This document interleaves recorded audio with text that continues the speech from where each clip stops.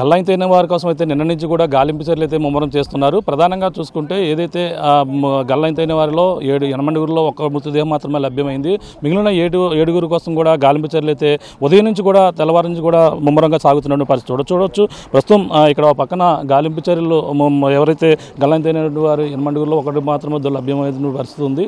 అలాగే ఎన్డీఆర్ఎఫ్ బృందాలు అలాగే పోలీసులు కూడా తెల్లవారుజాము నుంచి కూడా ఈ యొక్క బోట్లపై వెళ్ళి అన్ని కూడా పరిశీలిస్తున్నటువంటి పరిస్థితి ఉంది. ప్రస్తుతం ఆ కుటుంబ సభ్యులందరూ కూడా ఇక్కడ చేరుకున్నారు. అలాగే కన్నీరు మున్నీరుగా కల్పిస్తున్నారు. అలాగే కాకినాడకు సంబంధించినటువంటి ఎక్కువ మంది ఉండడంతో వాళ్ళందరూ కూడా ఇప్పటికే ఆ తల్లిదండ్రులు కూడా ఇక్కడ చేరుకున్నారు. తండ్రి ఉన్నారు, మాట్లాడే ప్రయత్నం చేద్దాం. చెప్పండి, మీ కుమారుడు ఇందులో గల్లంతైన వాళ్ళు దాంట్లో ఎవరున్నారు? నితీష్ కుమార్ అండి. ఏమైంది నిన్న ఇప్పుడు బయలుదేరారు, ఎక్కడికి వెళ్తున్నాను చెప్పడం జరిగింది? మా ఇంటి దగ్గర ఏం చెప్పలేదు సార్. ఫంక్షన్ వస్తామని ఏం చెప్పలేదు. ఇప్పుడు మామూలుగా అక్కడిక్కడ ఈవెంట్లకి వెళ్తూ ఉంటారు. మామూలుగా వాళ్ళు స్టడీ ఏదో చేసుకుంటూ ఉంటారు అంతవరకే.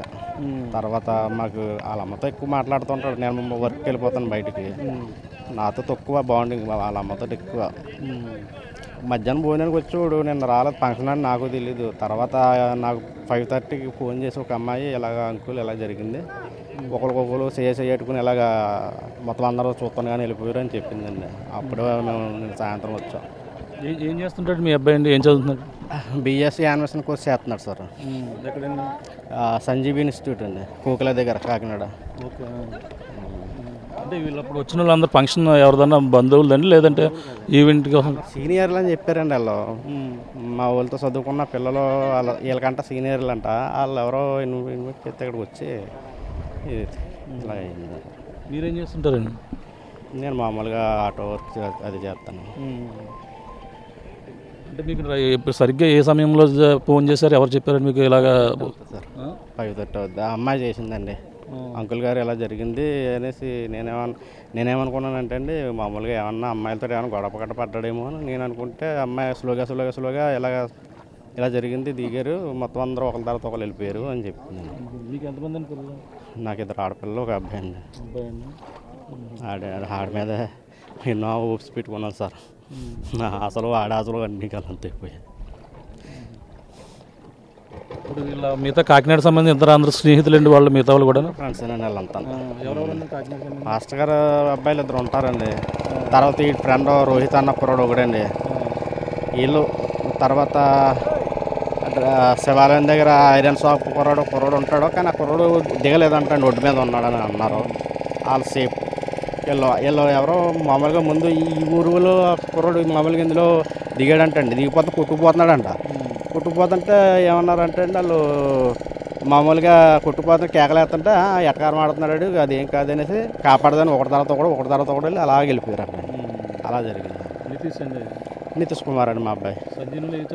Sanjeev institute BSc animation course చేస్తున్నాడు సార్. అంటే ఇంకో 2 సంవత్సరాలు చేస్తే అయిపోద్దాడి అని అన్నాడు. తర్వాత ఈవెంట్లు అవి చేస్తుంటారు, వీడియోలు తీయటం, మామూలుగా ఎడిటింగ్లు ఇవన్నీ చేస్తారు.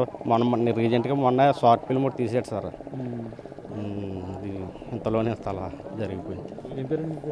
రాజు అండి, తాతపూడి. చూస్తున్నాం తండ్రి అయితే అందరూ కూడా కన్నీరు మున్నీరుగా విలిపిస్తున్నారు. వాళ్ళకి నితీష్ ఎవరైతే ఉన్నారో తను ఈ విధంగా స్నేహితులతో వెళ్ళి ఈ విధంగా గోదావరిలో గల్లంతైన పరిస్థితి ఉన్న నేపథ్యంలో అతనైతే కాకినాడ సంజీవ్ ఇన్స్టిట్యూట్లో అయితే అతను యానిమేషన్ కోర్స్ అయితే చేస్తున్నారు. అలాగే ప్రధానంగా ఆ స్నేహితులతో సరదాగా అంటే ఈవెంట్స్ కూడా చేస్తున్న పరిస్థితి ఉంటుంది.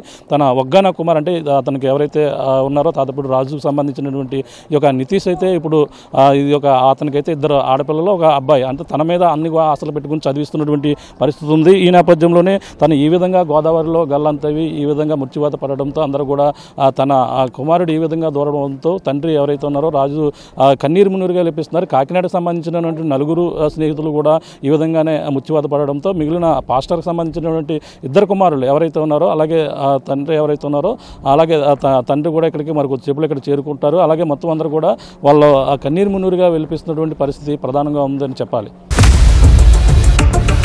ఇండియా పాకిస్తాన్ ఉద్రిక్తతలపై లేటెస్ట్ అప్డేట్స్ కోసం డౌన్లోడ్ చేసుకోండి RTV లైవ్ యాప్.